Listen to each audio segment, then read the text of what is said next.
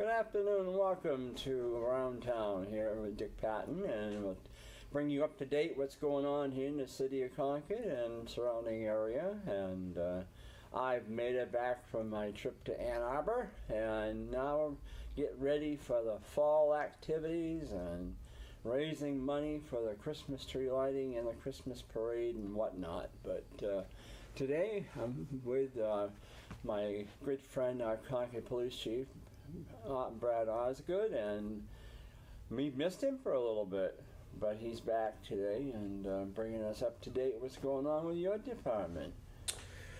Well, it's you're right. I haven't been here probably in 6 or 8 weeks, but I can't believe that the summer has come and gone, and we're about ready to enter fall. It's been very, very busy. Very, very busy summer, and we're just hasn't been that busy for you? Very busy. It's just calls for service after call for service after call for service, and we're still a little short-handed. We're working on correcting that. We have some new people that just graduated the police academy, and we have another group at the police academy. So I'm hopeful by the first week of December we'll have some additional officers on the road. Good. Of course, this is the last big race of the season for Loudon, but do you really get a lot of traffic from them over there?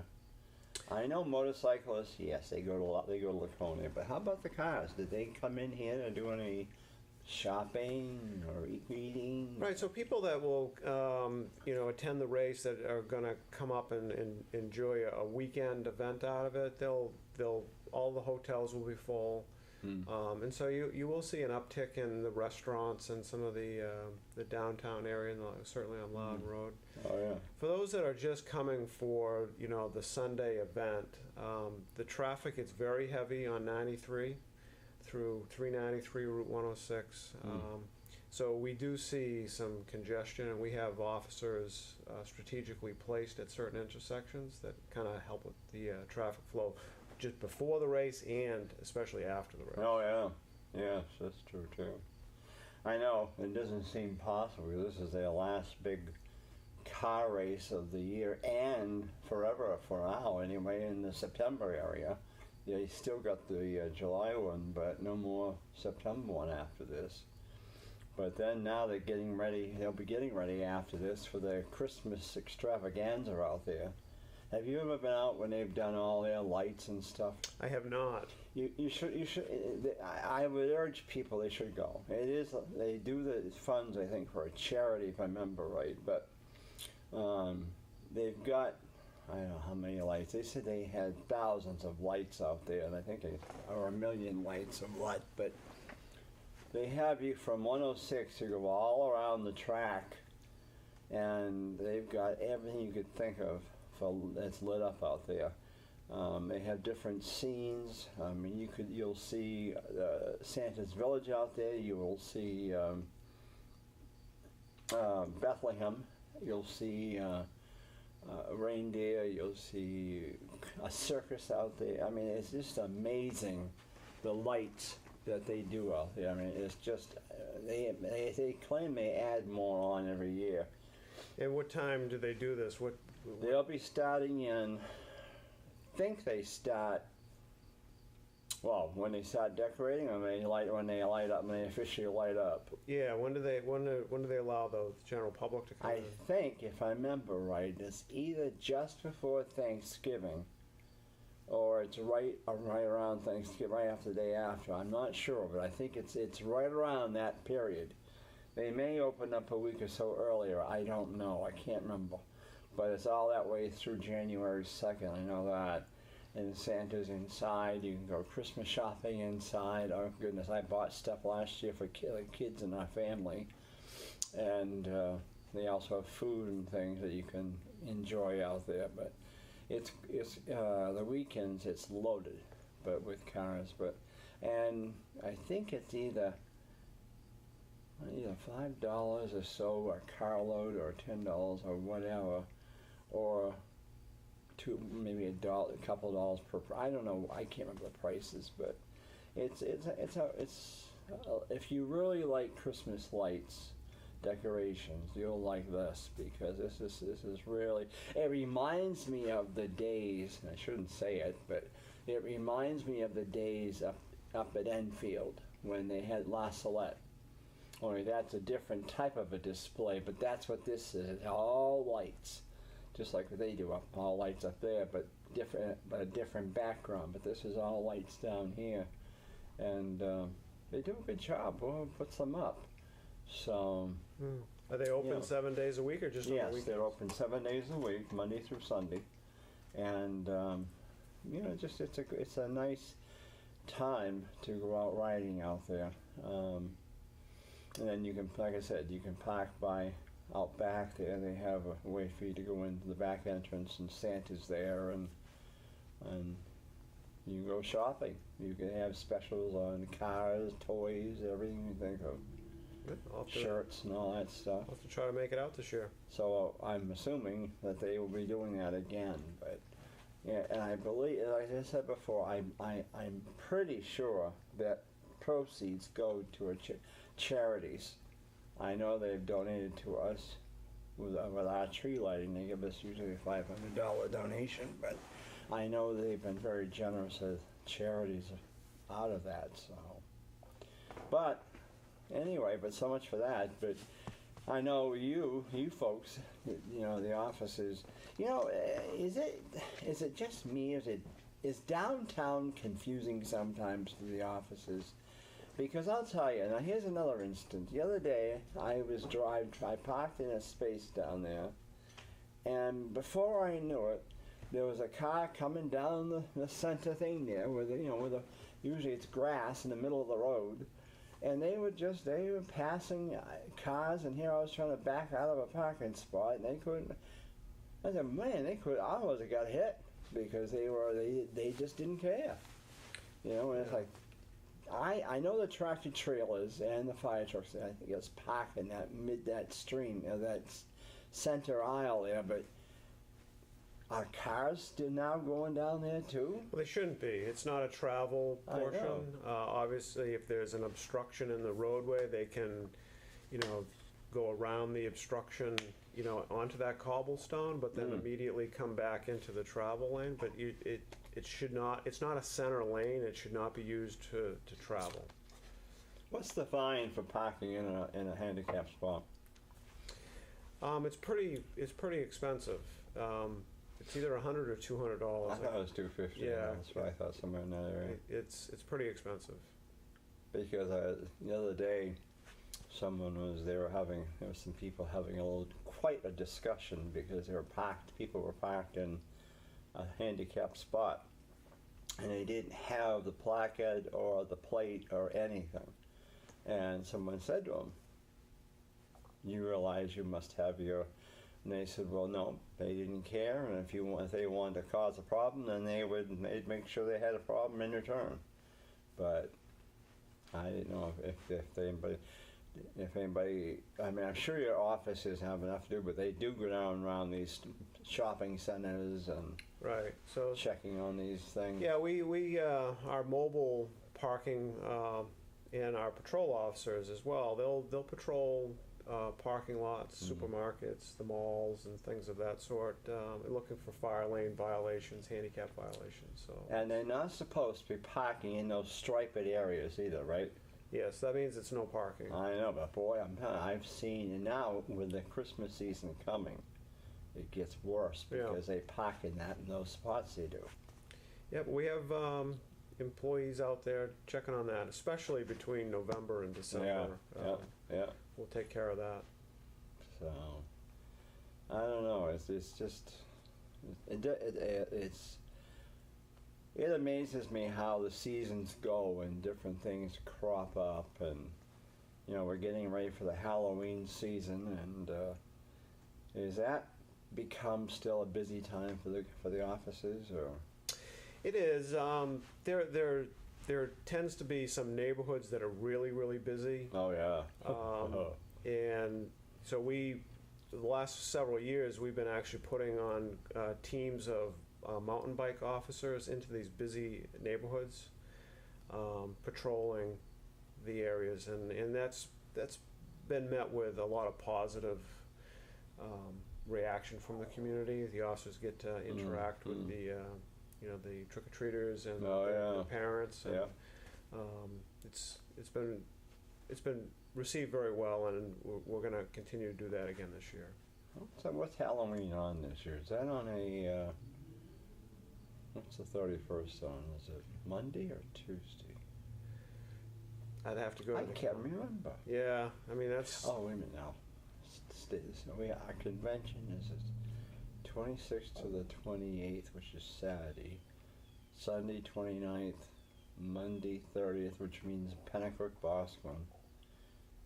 Tuesday 31st. Tuesday. Yeah. So Tuesday 31st. Yes, because Election Day is the 7th this year of November, which is late for them. Right. So yeah, I know I'm sure the area you're talking about is up there where the Grand High Society is, Auburn Street, in that area, Liberty, right? Right. That's one of the neighborhoods that's very, very active. Yes, because isn't there one house up there that has to give out ice cream? It's in the deed or something that they have to serve ice cream. Sounds like I've heard that before. Oh yes. yeah, oh yeah. My doctors both have mentioned that, how there's a house up there that people had to agree to give ice cream on Halloween because it's in the deed. Can you imagine that? Yeah. But I wonder, I mean, the kids, I mean, it's still a very popular trick-or-treating night, I guess. We see over there in Jensen's probably, well, one year we had 125 kids. Last year we had 75. Depends on the weather and the night, but it used to be a big time for everybody. You know, it was a big celebration when I was a kid. Yeah, and I think it still is. Yeah. Certainly, you know, today in 2017, it's different than it was in 1977. You know, I think there's some safety measures that we put out in place today as just as parents. Yeah. That are different than it was in the 1970s. You know, traffic seems to be getting heavier and heavier. But you know, the night and the time is never changed. No, I know it. It's still the same, but there's, you know, the society we live in, we have to take special precautions. And you know, granted, we in Concord we have not really had any experiences with, you know, too much negative behavior on Halloween. So. No, I know. We've been lucky. Before I've had other places, remember the years we used to hear to watch out for, I hate to even say it, but needles and things in apples, and have the candy bars checked out, or don't accept any home-baked cookies or popcorn or things like that. I mean, right. That's all changed, and I think, you know, most people that are, you know, giving out treats at Halloween, you know, they've lived through that, all that messaging. Yes. And so they're sticking with the, you know, the store-bought packaging, and so that's good. That's good news. Oh, it is, because, you know, it's tough. It is, because I mean, when I was a kid, and yes, I'm talking back in the mid to late 50s, early 60s, it was a big night. You know, boy, we couldn't wait. It was almost as big as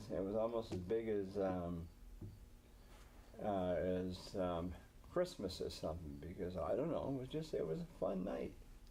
Of course, if you listened back when my parents were kids and stuff, how they used to go to a neighbor's house and they had games and all that, and they used to bob apples and all that stuff, and that was their way of doing Halloween. There was no such thing as going house to house, but you know, how the fun has changed now.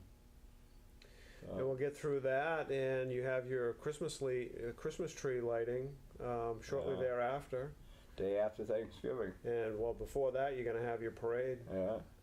So yeah, you have a busy couple of months coming up. Yes, my 46th year of doing the Christmas parade. I said maybe if I can make it to 50, that'll be it. But I said that at 25. But I enjoy it. But you know, it's the hassle now of trying to raise the money. That's the big thing. You know, the parade. This year, the parade started off good getting funds, but now there's been nothing. So now they're still hoping to get some more funds in for bands and things. Yep. The tree lighting would be normal this year, would be actually been ahead, but because of all the vandalism last year, you know, we're still struggling to just get that done. I mean, we've got to pay the city at least between several $100s for a harness for the tree, so they can plug in the top and the bottom, and that got thoroughly damaged. I will say that I'm very pleased. I have not announced this yet, but I have an anonymous donor who has bought or purchased all the Christmas lights that I need for the tree. Well, that's good news. It is. It was very good news. I wrote him a letter, and I asked him, I said, I know we get tons of requests, but I said, remember when you were a kid and you were in my parade and you always rode by himself on the back of a snowmobile trailer beating the drums and stuff, and he said, yes, I had good times back then. I said, I hate to ask you, but is there any way you could help us now? So he said, yes. What do you want, Dick? Whatever you say, whatever you need, you got. Well, I said, well, and we had to get 20 new strings of lights with 100 on each string. Mm-hmm. But what I didn't know, and I hoped he hadn't gone and bought them, was that the city was asking for LED lights this year, bulbs. And I said, my first thing was no, because the ones we've had on LEDs they weren't sparkly. They were very dark. They weren't bright enough. And so someone said they have some new ones out now or something that are brighter. Mm-hmm. So I said, well, if that's the case, I said, I don't want no dark colors, but if that's the case, then okay. But I don't want to get up there the night of the countdown and have that tree so dark, because, you know, the other lights do bright. They're nice and shiny and everything else. So he told me the other day he has purchased all of them, and he will be getting them to me. I will say he is a Las Vegas entertainer, and with New Hampshire ties. I think you're going to know who it is. You should know who it is. And I'm so thrilled, and so I'm hoping that he will be here that night of the tree lighting. Right. So we can recognize him. Whether he'll have his band with him, I don't know. And do you have the crew from the General Services string the lights? Well, what happened? This is where it gets touchy. The crew from the General Services will cut the tree and bring it down to the plaza. Then we have a crew from the state traffic division, transportation division, that comes down and they string the lights. And they usually keep them with them for the year. And then, of course, the day in January 2nd and 3rd, the city takes the tree down, and that's it. But that started way beyond before I got into it, and the state used to take care of the manger as well, when that was a half a house and everything else.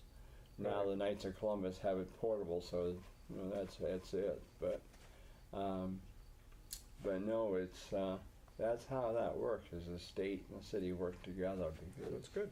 Yeah, it is, because the state is a real good bunch of guys up there that are good enough to come. Last year they put the tree up a week early, and normally it doesn't go up until the week of. But I think it was a good idea last year, but how obviously somebody else didn't think it was, and that's when they went playing, let's grab bulbs here and there, and marked them all down the sidewalk up to the State House steps, and broke every one of them, over 600 bulbs. And a wonderful guy from Pennacook, I'm telling you, Jim Murphy, he called me and he brought down over 1,500 bulbs that he wasn't using. And that saved us.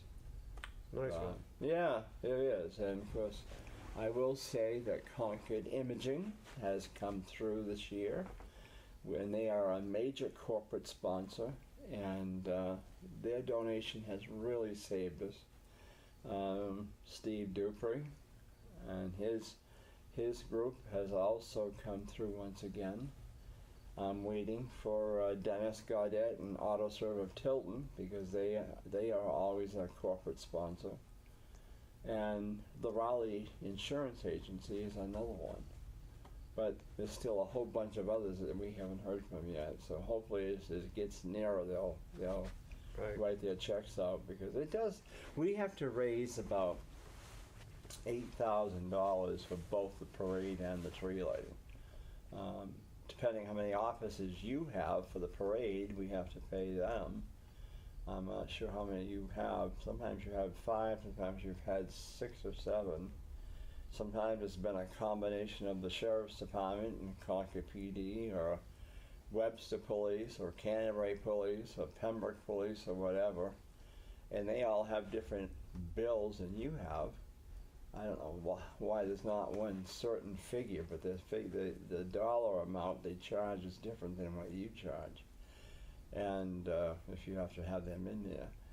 And then because we've got this year, of course, the horse-drawn wagon rides for the kids, pony rides, Brian Waldron's singing again. What the heck's the other one? The petting zoo, which kids love that petting zoo. And this year, and again, this is all tentative, because again, if we don't raise the money, I can't have them. This year I've added a magic show. Oh.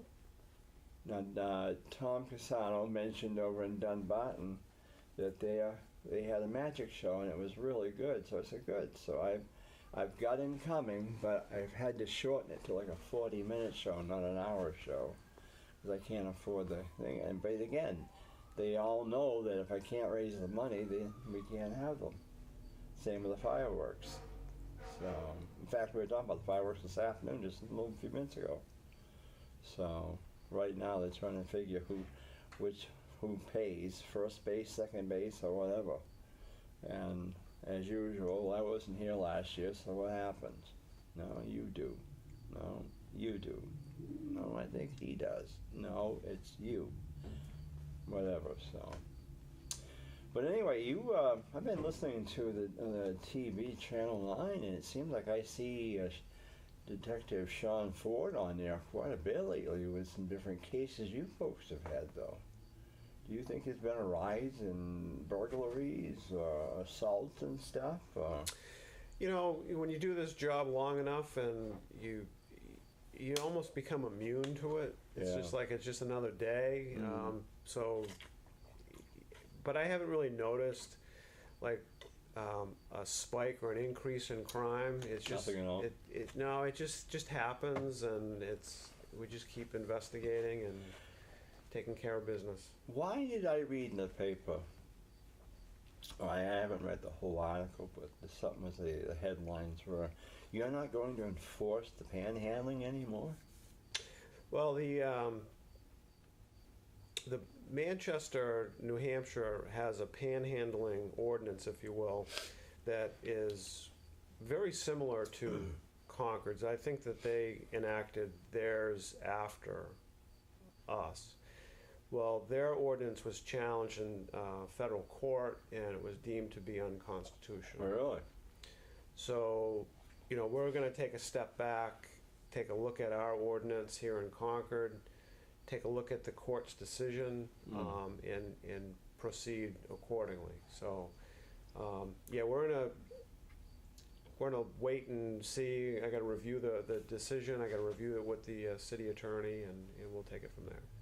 Because I can remember I was on council then too, when they started that, but it was I remember that they went back and forth, I mean, with the ACLU and everything before they adopted that one that we had now, but I don't know. Yeah, it's the same ordinance. You know, our main emphasis, you know, with that ordinance, the construction of that ordinance, is really for pedestrian and motorist safety. Yeah. Well, pedestrians and motor vehicles in the same roadway is certainly a danger, and that's what we want to prevent. And there are ways that we can still do that. You know, we're just going to take the ordinance and set it aside for now, and look at it a little bit more closely. Man, I read that in the paper and I thought, gee, what's bringing that back up? Because then all of a sudden now you're going to see them out there at all the intersections again like they did for a while.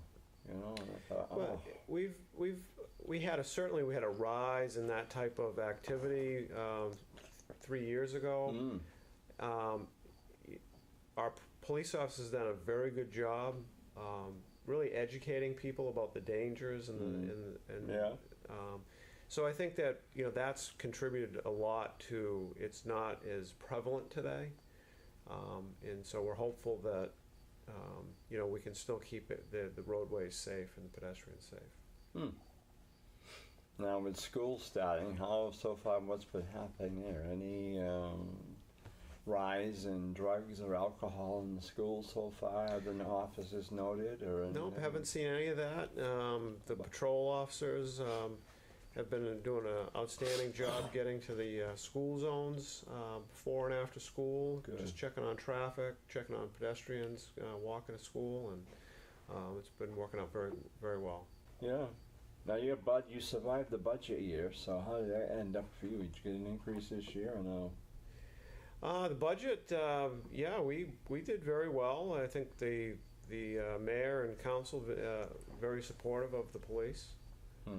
We're going to have the new position. We have a community service aide. Yeah, you mentioned that. That will be starting hopefully very soon. We'll be taking care of a lot of non-emergency types of calls, and you know, let our patrol officers you know, get back to doing you know, more stuff. So I'm really looking forward to that.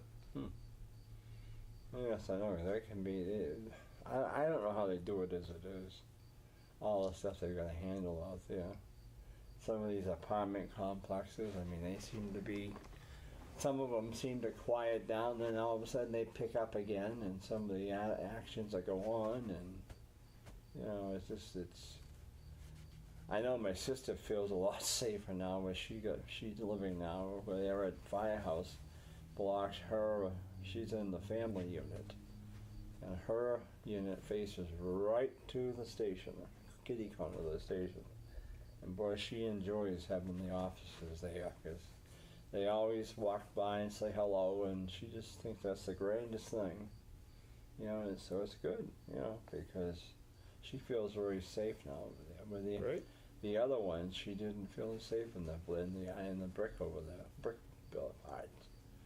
Anyway, we've been talking with Police Chief Brad Osgood, and again, it's great having him on, and I hope to get you back on schedule again. We'll have you in here every 2-3 weeks, so if you'd like to be. We'll try to arrange it. You are so good, I'm telling you. I've said this many times to people. You are so good to deal with and work with, and I just sometimes hope you never leave the force. But well, thank you. Yeah, we are, Brad, our chief. But anyway, so with that in mind, have a great day. Enjoy the nice foliage as we begin autumn, and don't forget the apple season's in bloom, and don't forget Saturdays watching the Wolverines of Michigan. So I'm your host, Dick Patten. Have a great day.